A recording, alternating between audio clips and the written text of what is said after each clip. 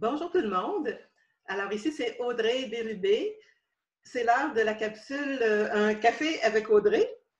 C'est la manière à moi que j'ai prise pour extérioriser en fait mes moments de disponibilité auprès de vous. C'est-à-dire que j'utilise la capsule préenregistrée en ce moment. Alors le but de la capsule, simplement, c'est de vous transmettre des enseignements sur la loi de l'attraction, les lois de l'univers, d'une façon différente pour le moment. C'est-à-dire que je vais prendre un article d'une personne qui canalise des enseignements d'entité, puis je vais vous partager mes impressions tout au long de l'article que je vais vous lire.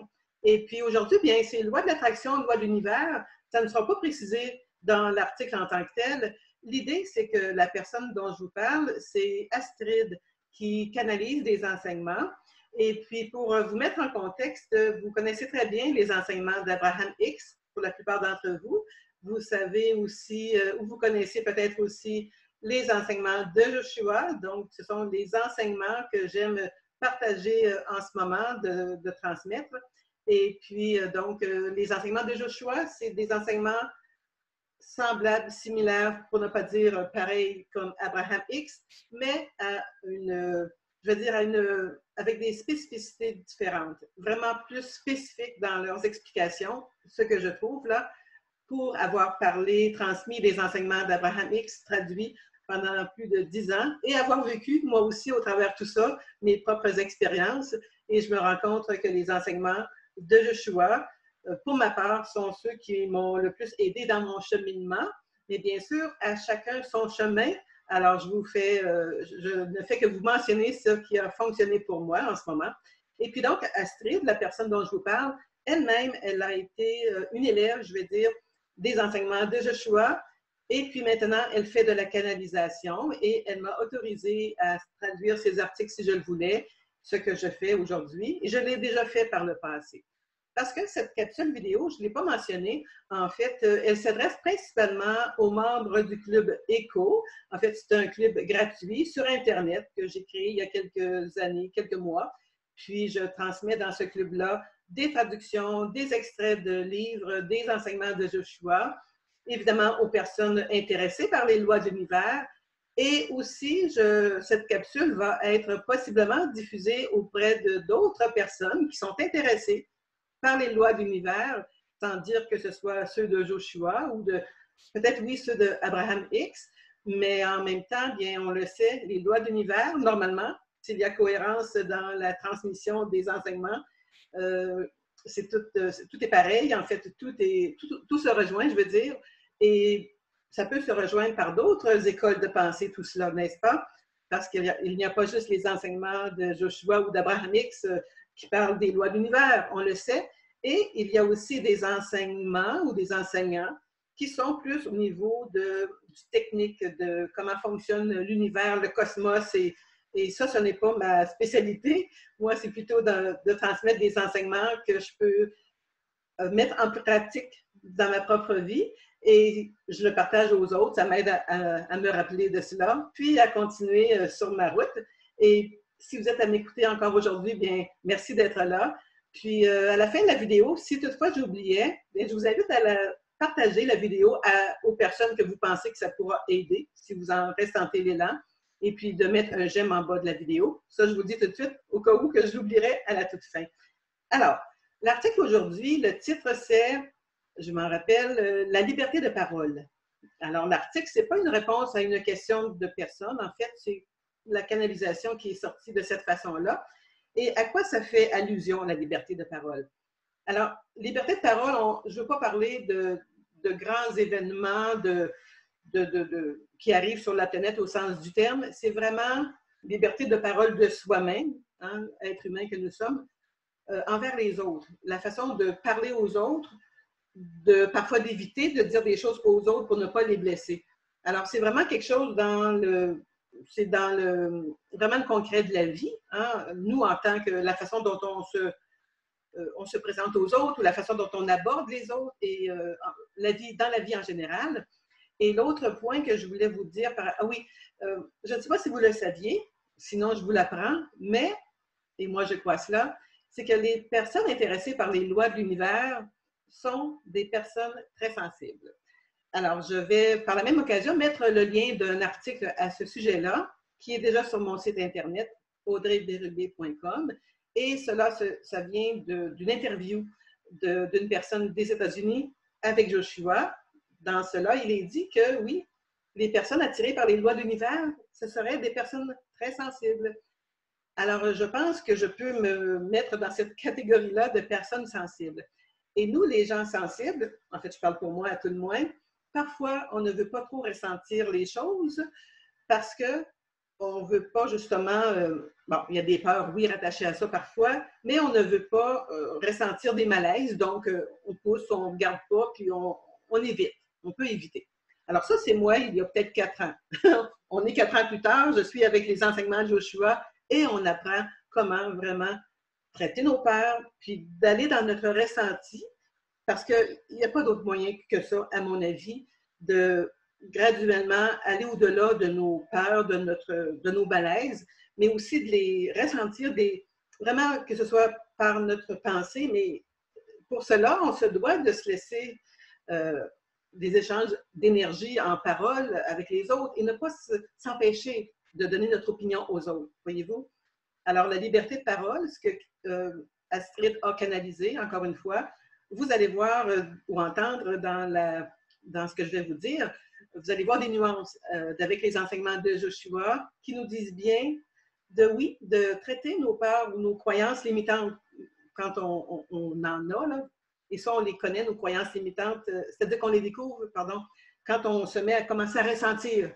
Alors, il est important de laisser cette énergie-là circuler et ne pas la bloquer en nous, et parce que autrement que ça, bien, on a une énergie plus stagnante, je vais dire ça ici, plus dans l'inertie, et c'est pas ce qu'on veut dans la vie.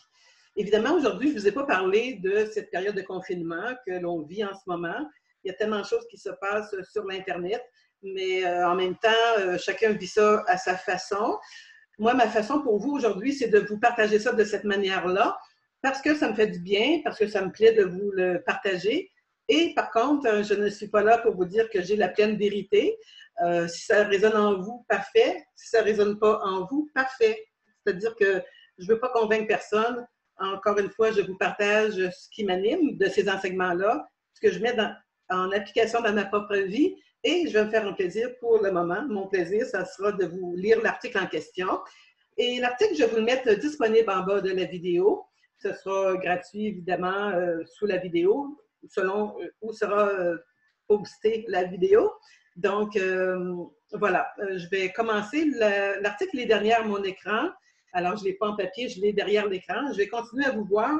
Il se peut que parfois mon regard change un peu, mais suivez-moi bien. Si vous aimez mieux juste m'écouter, bien, faites autre chose et laissez faire la vidéo. Ce n'est pas vraiment nécessaire, mais moi, ça me plaît de vous le partager ça ici. Alors, à nouveau, liberté de parole dans le cadre des lois de l'univers, au niveau de notre ressenti, comment on se sent. Et puis donc, c'est vraiment très terre à terre. Ce n'est pas rien de scientifique compliqué, mais je vais vous inviter à le relire 2 fois ou à m'écouter 2 fois si vous le voulez, parce que pour les personnes à qui ça fait résonance, vous avez quelque chose là-dedans à travailler sur vous, peut-être ou non, mais vous allez voir à la fin de l'article comment ça résonne en vous. Alors, je vais peut-être parfois dire des propos entre les lignes pour que ça puisse vous aider, si on veut, à assimiler tout ça. Et puis, bien, désolé si vous entendez le son un peu différent en ce moment. Bon, mon ordinateur est tel qu'il est en ce moment. J'ai un autre ordinateur en passant, nouveau. nouveau. Et puis, là, je ne sais pas pourquoi, la vidéo, elle est comme pas bonne. Le pixel est pas bon. Alors, je m'en tiens. J'aime mieux que vous me voyez quand même comme vous me voyez, que de me voir tout pixelé. Et on arrangera ça plus tard. C'est pas important pour tout de suite. Alors, quand même, je sais que vous m'entendez bien, avec peut-être des nuances dans le son. Alors, voilà. Donc, je vais chercher l'article derrière l'écran. À nouveau, le titre « La liberté de parole ».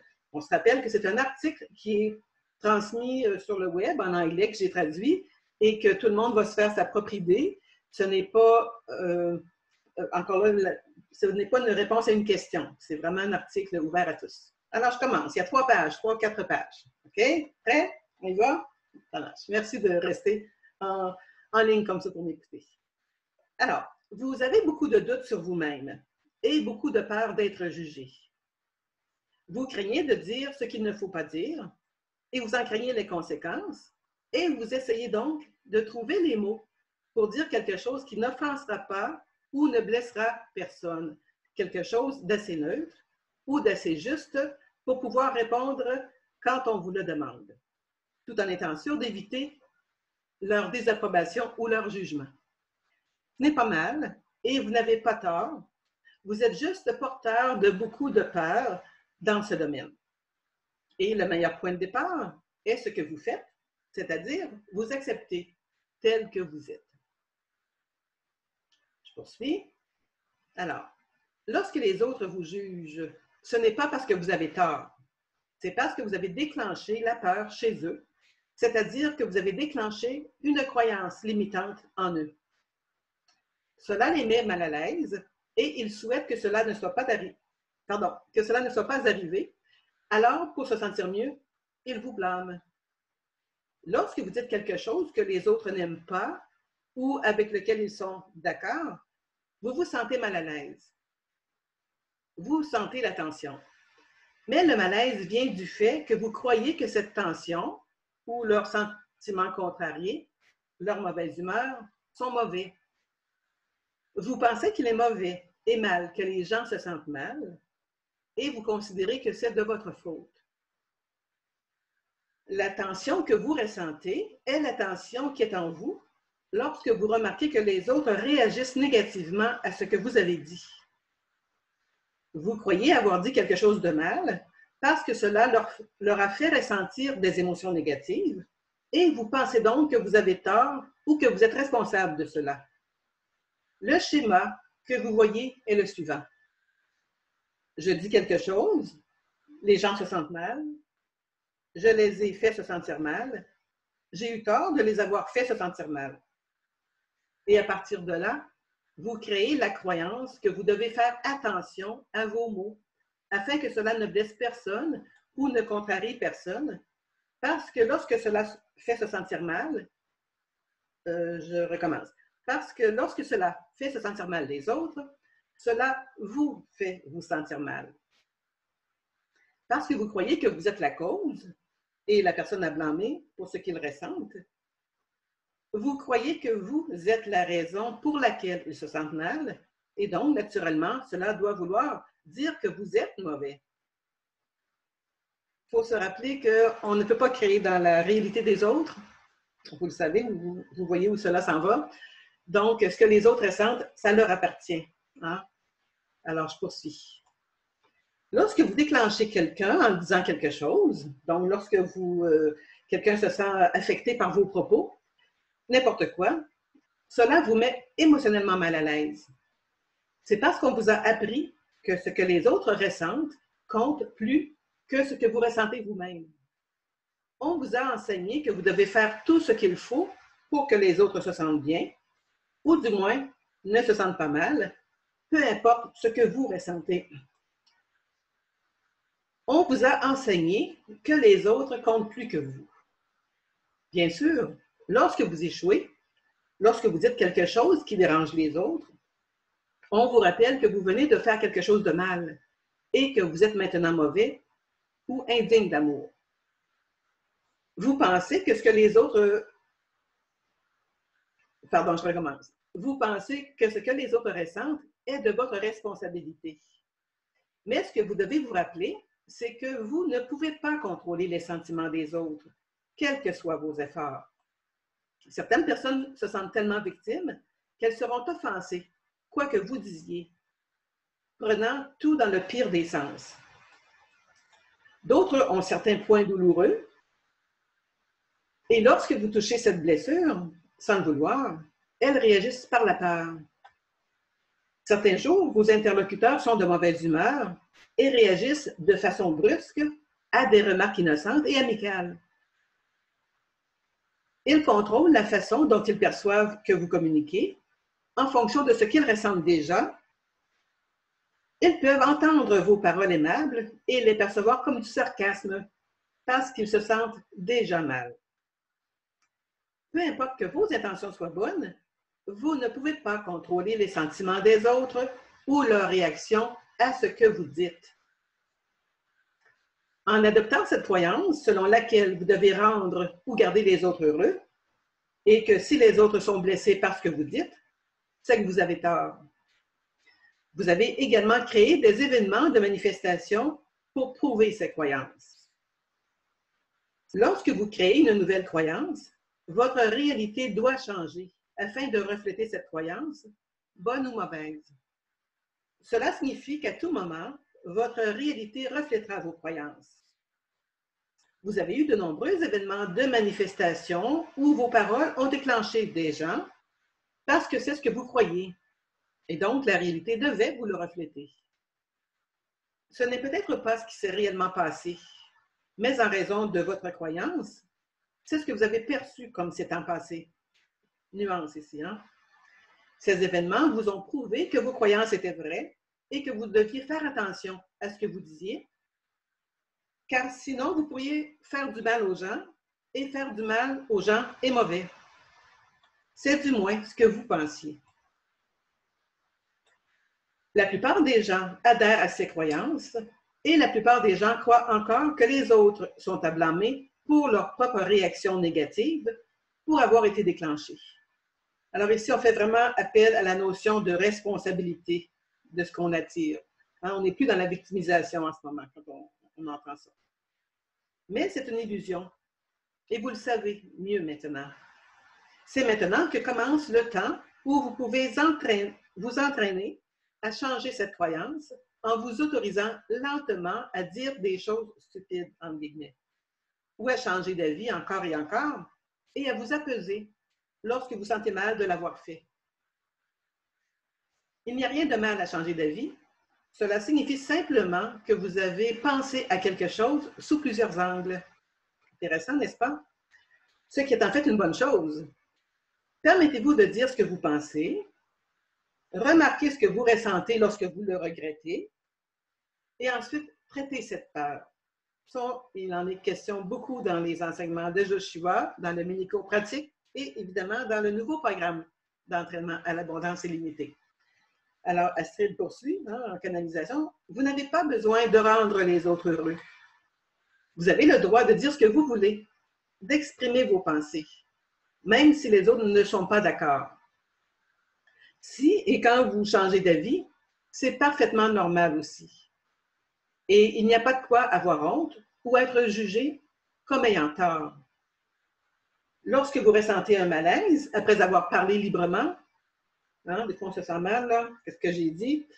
Apaisez-vous. Comprenez qu'il s'agit d'un processus et que vous vous sentirez mal à l'aise pendant un certain temps à mesure que vous vous habituerez à cette nouvelle approche. Il faut du temps pour changer vos croyances.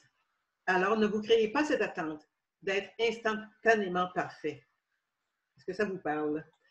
Rappelez-vous que vous n'êtes pas responsable de leurs croyances, de leur déclenchement éventuel et de la manière dont elles se déclenchent.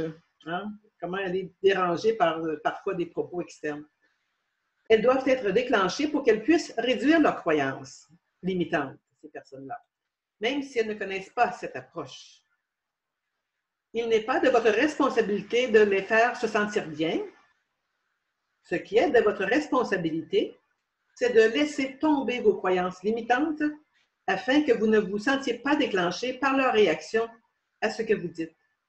C'est là le travail, notre travail à tous qui connaissons cette approche-là. Maintenant, permettez-vous cette liberté d'expression, petit à petit, en abandonnant lentement la croyance que vous devez rendre les autres heureux. On ne peut pas rendre personne heureux, vous le savez, hein? Juste soi-même. Cela n'a jamais été et ne sera jamais votre travail. Acceptez que le reflet soit légèrement inconfortable lorsque vous changez de croyance et lorsque vous percevez que les gens réagissent négativement à ce que vous dites. Sachez simplement que c'est le reflet de votre croyance, rien de plus. Voyez-vous, on est en responsabilité ici quand on dit des choses, mais c'est nous en dedans qui ressentons des choses aussi. Alors, il y a vraiment des nuances dans tout ça. Donc, sachez simplement que c'est le reflet de votre croyance Rien de plus. Cela ne signifie rien à votre sujet, si ce n'est que vous avez une croyance limitante. C'est tout ce que c'est. Voilà, fin de l'article canalisé par Astrid. Alors, bien, je remercie à nouveau Astrid de m'avoir autorisé cette transmission-là, cette traduction-là. Elle ne sait pas comment je le transmets, mais c'est ma manière à moi. Alors, je vais juste vous rappeler, justement, par rapport aux enseignements que vous venez de lire, que si vous voulez faire un travail sur vous, le mini-cours pratique 7 jours, il y a des exercices à la toute fin.